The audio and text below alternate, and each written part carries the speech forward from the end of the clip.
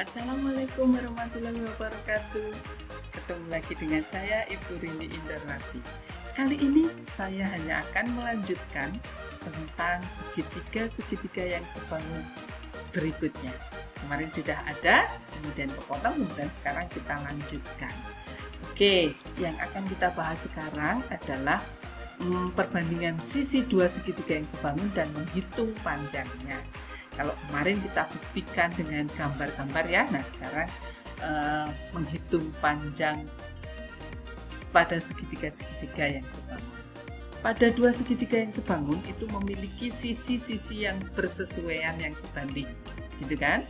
Sehingga perbandingan sisi-sisi itulah yang dapat digunakan untuk menghitung panjang sisi-sisi pada segitiga yang sebangun. Nah, apabila terdapat dua segitiga yang sebangun, maka panjang sisi yang belum diketahui dapat dihitung dengan cara yang pertama kali adalah menentukan mana pasangan sisi yang bersesuaian yang sebanding. Kalau sudah bisa menentukan sisi yang bersesuaian yang sebanding, maka dapat menentukan besarnya perbandingan pasangan sisi yang bersesuaian. Kemudian bisa untuk menghitung panjang sisi yang belum diketahui dengan bantuan perbandingan tersebut. Nah, terus kemudian kayaknya kalau kata-kata nggak enak ya Bu, harusnya ada contohnya nih Bu. Nah, ini ada contohnya. Kita langsung masuk contoh soalnya. Kalau saya punya segitiga ABC gitu ya, kemudian ada garisnya, ada garis EF yang sejajar dengan AB gitu kan, maka suruh membuktikan apakah segitiga ABC itu dan EFC sebangun. Kalau sebangun, carilah panjang EF. Jika diketahui AB 15, CF 4 dan FB 8 cm, semuanya dalam cm.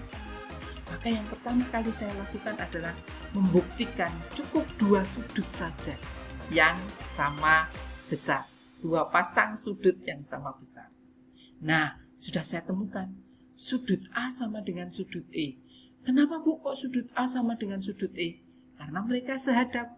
Ya, pelajaran sebelumnya kalau ada sudut sehadap itu pasti besarnya sama. Oke. Nah, kalau gitu saya cari satu lagi deh Bu. Oke, mana sudut B sama dengan sudut F. Kenapa? Sehadap juga Bu. Ini B sama dengan F. Sehadap juga. Oke, maka sama besar. Kalau begitu otomatis sudut yang ketiga pasti juga sama besar. Gitu ya. Sudut C pasti sama dengan sudut C. Pasti sama. Kenapa? Karena sudut yang ketiga otomatis sama jika dua pasang sudut yang bersesuaian sudah terbukti sama.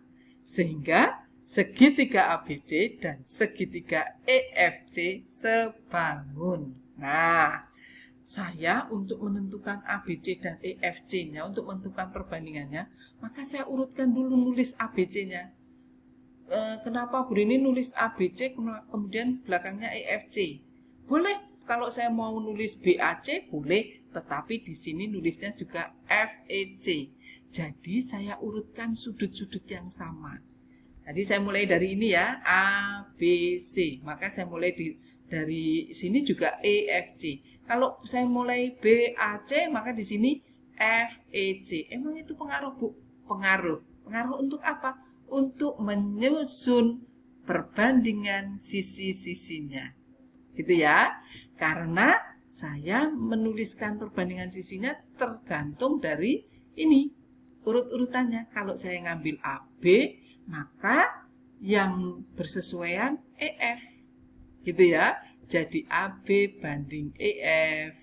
Kemudian kalau saya ambil BC, maka di sini saya ambil FC, BC ambil FC gitu ya, sebanding dengan FC. Sebanding bersesuaian. Kemudian AC banding EC. Nah, kalau itu sudah urut, sudah aman, pasti bisa. Ya, pasti tidak akan keliru. Nah, tinggal memasukkan angka-angkanya. AB sudah diketahui, EF belum, gitu ya. Kemudian BC diperoleh dari 4 ditambah 8, CF tambah FB. Jadi 12 dibagi CF-nya 4. Jadi EF-nya sama dengan berapa, Bu? Tinggal kalikan 15. Silang ya, kali 4 bagi 12. Jadi sama dengan 5. Bisa ya, Nak? Bisa. Oke, kita lanjutkan. Yang kedua, diketahui sudut DEC dan DBC adalah dua sudut yang saling berpelurus. Kalau berpelurus artinya kedua sudut tersebut kalau dijumlahkan menjadi 180 derajat. AC 12, DE 6, dan BC 10 cm. Yang ditanyakan, buktikan segitiga ABC apakah sebangun dengan AED. Kalau sebangun, tentukan panjang AD. Oke, berikutnya. Nah, ini jawabannya. Tadi saya katakan bahwa DEC dengan DBC kan berpelurus, maka dijumlahkan menjadi 180 derajat. Padahal DEC dengan AED itu membentuk garis lurus, yaitu garis AC. Maka AED dan DEC itu juga 180 derajat kalau dijumlahkan. Berarti ini sama dong, Bu? Iya. Kalau begitu kesimpulannya apa? DBC sama dengan AED. Ketemu satu sudut atau sudah dibuktikan satu sudut sama besar. Berarti tinggal cari satu sudut lagi. Sudut A miliknya ABC, gitu kan? Sama dengan sudut A miliknya AED. Berarti berhimpit. Berarti besarnya juga sama. Sudah punya dua sudut.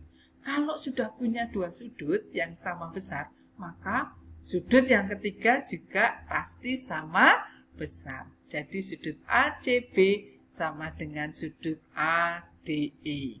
Nah, jadi kesimpulannya apa? ABC sebangun dengan AED. Nah, kalau gitu bisa menyusun perbandingannya. Bisa, Bu. Jadi AB banding AE sama dengan AC banding AD, gitu ya. Kemudian BC banding ED. Ini. Nah, kalau sudah tahu perbandingannya, tinggal masukkan angka-angkanya. Selesai, gitu ya.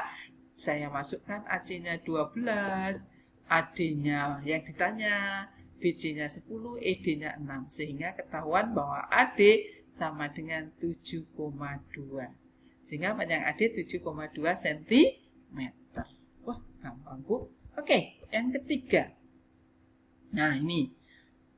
Pada gambar di atas, sudut Q sama dengan sudut S. Ternyata sudut Q sama dengan sudut S itu sama dengan siku-siku. 90 derajat ya, Nak ya. Terus PQ, QR, PT masing-masing 4, 6, dan 5 cm. Buktikan bahwa sudut PQT itu sebangun dengan PSR. Kemudian tulis pasangan sisi yang bersesuaian yang sebanding dan hitung PS dan SR. Oke, berarti kita cukup membuktikan dua sudut yang sama besar. Nah, ini sudut Q sama dengan sudut S diketahui tadi 90 derajat. Ya kan? Sudut P pada PQT, ya, pada segitiga PQT sama dengan sudut P miliknya PRS. Maka sudut P sama dengan sudut P. Maka sudut yang ketiga pasti otomatis sama besar, gitu ya, yaitu sudut PTQ dan sudut PRS itu pasti sama besar, gitu ya. Nah, kalau ketiga sudut sudah sama besar, pasti PQT sebangun PSR. Maka menyusunnya bisa nggak? Bisa, tadi sudah 2 kali soal pasti bisa. Berarti PQ banding PS, PT banding PR, QT banding SR. Tinggal dimasukkan angka-angkanya. Sudah ada semua. Sehingga kalau sudah dimasukkan angka-angkanya, ketemu PS-nya 8 cm. Wow, gampang. Loh, Bu, masih ada satu yang belum diketahui, SR. Nah, tinggal masukkan. Tadi saya ngambil perbandingan yang pertama dengan yang kedua. Sekarang karena yang ditanya itu SR ada di yang ketiga, saya ambil yang kedua dan ketiga. Nih, tinggal dimasukkan. 5/10 sama dengan 3/SR. Sehingga SR-nya sama dengan 6. Selesai. Bisa, Nak? Bisa. Nah, ini ada soal yang kalian buktikan sendiri. Ada hanya 3 soal.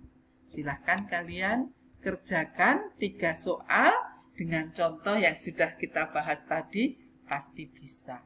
Oke, saya rasa cukup dari Bu Rini. Ini soal-soalnya, silahkan nanti boleh di screenshot atau dilihat. Maka untuk latihan, semakin banyak latihan, kalian pasti semakin bisa. Oke, selamat belajar dan berlatih. Semangat terus buat kalian. Salam sehat buat kita semua. Terima kasih. Wassalamualaikum warahmatullahi wabarakatuh.